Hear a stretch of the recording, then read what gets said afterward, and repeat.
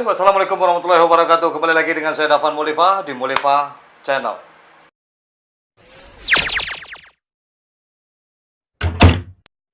Dan juga bersama saya Yayen Kajai. Kajai. Jai. Oke, kali ini saya bersama gadis yang sangat gadis ya? Gadis pejanda ya? Gadis apa janda?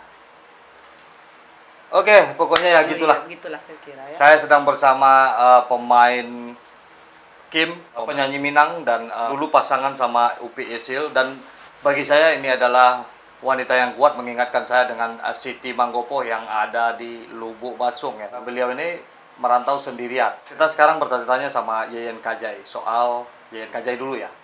Oke. Yayen merantau ke Jakarta ini sama siapa? Insya Allah lai surang saja. Seorang ya. Surang. Hebat ya. Nah itulah. Itu kelebihan wanita Minangkabau. Dia berani seperti laki-laki.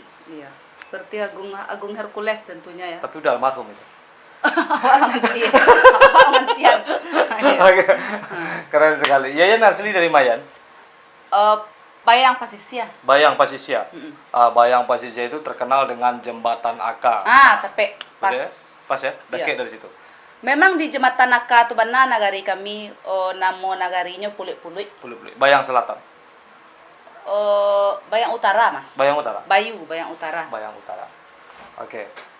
Ternyata di Bayang Utara itu mungkin banyak karakter gadis-gadis kuat. Jadi jangan macam-macam buat laki-laki sama perempuan yang ada di Bayang. Karena perempuan di Bayang ini terkenal dengan perempuan yang Lain yo lamoy berbidang. duit. Ingin lamoy duit. Lain yo lamoy duit. Kalau ndak lamoy duit, matian selo. Matian selu.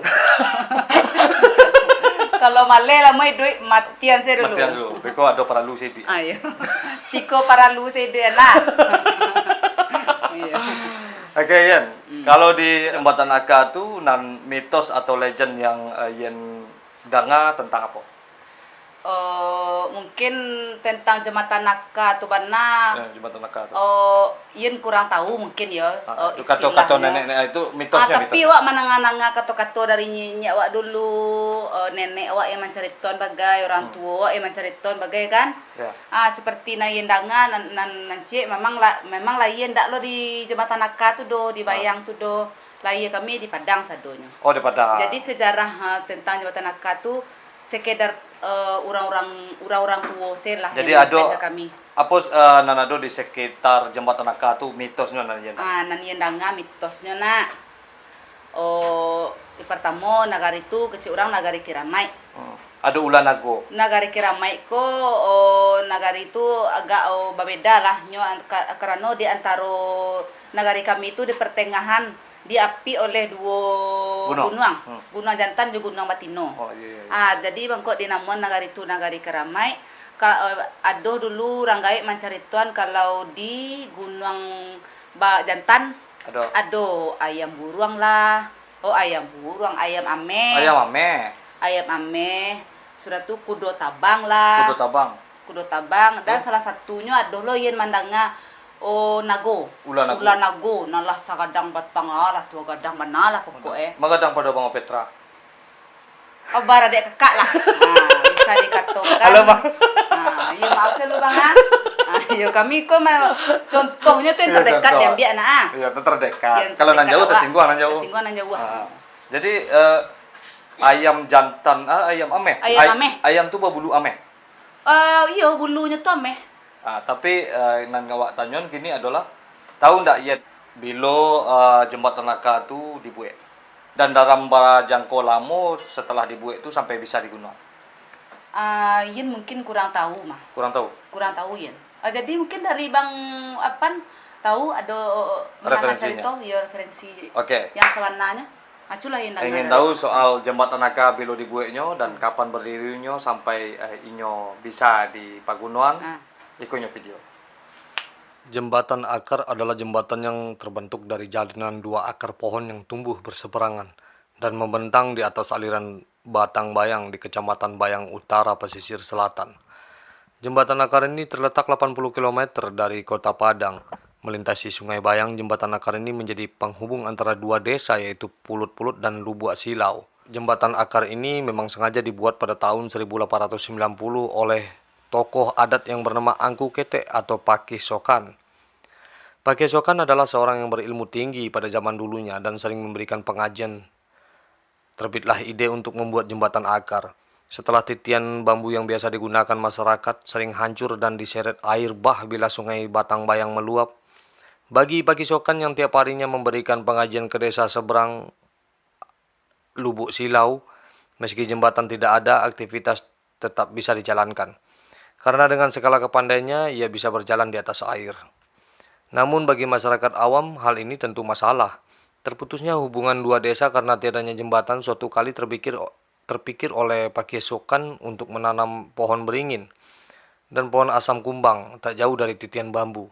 Berawal dari penanaman pohon itulah maka dibentuk akar-akar yang besarnya menjadi sebuah jembatan yang indah dan unik.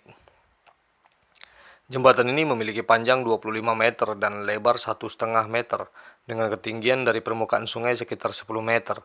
Mulai dibentuk pada tahun 1890 dan baru dapat digunakan pada tahun 1916. Dengan kata lain, proses merajut akar menjadi jembatan ini membutuhkan waktu lebih kurang 26 tahun. Saat ini kondisinya semakin lama semakin kuat karena semakin besarnya akar pohon beringin yang membentuknya.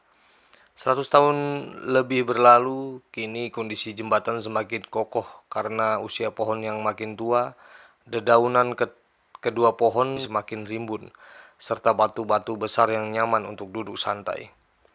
Mitos jembatan akar Indonesia memang unik. Biasanya tempat wisata di Indonesia selalu ada saja mitos yang berkembang di masyarakat. Baik itu mitos tentang hal-hal yang baik juga tidak terlepas dari mitos yang buruk. Begitu juga dengan keberadaan jembatan akar ini di Kabupaten Pesisir Selatan, Minangkabau. Yang mana mitosnya jika seseorang yang sulit mendapatkan jodoh, jika mandi di bawah jembatan dengan penuh keyakinan, maka akan mudah mendapatkan jodoh. Nah gitu ya, jadi jembatan akar itu didirikan selama 26 tahun ya. Dari 1890 baru bisa digunakan untuk penyeberangan. Itu sebenarnya jembatan akar itu keresahan warga karena ingin menyatukan dua buah desa itu. Iya. Karena tali silaturahmi tak putus gara-gara jembatan. Iya. Pada waktu itu kan kali Batang Ayangan di bawah tuh terkenal agak dareh atau angker gitu. Iya. Nah, jadi beberapa ulama atau ustadz lah yang ingin mengaji situ agak kesulitannya, jadi dibuatlah jembatan akar. Iya, jadi seperti yang Yendang ngalo bang, nenek Yen menyampaikan di samping rumah tua Yen Kobana ada kuburan orang lamo dulu bang. Itu adalah malam mau pada decon lamonyo sedikit. Itu adalah kuburan penyebar agama Islam bang. Oh itu zaman di Bayang tuh ya? Pas di samping rumah Yen Bana. Kuburannya dari batu bang. Nama musehnya apa? Oh itu zaman megalitikum mungkin. Ayo tuh orang-orang Itu kan dari masih Darima. kalau zaman dulu di Bayang tuh masih dalam kekuasaan Raja Indropuro. Oh, jadi orang-orang Darima dari Pariaman ge nampak dia dari Pekumbo Darima Tibo datang ke kuburan tuh pai mapo. Oke, terima Pai kasih. mancali kuburan ko gitu. Nah, bagaimana sejarah selanjutnya? Seperti biasanya, bersatulah Minangkabau, bersatulah Indonesia selalu di Mulifa Channel.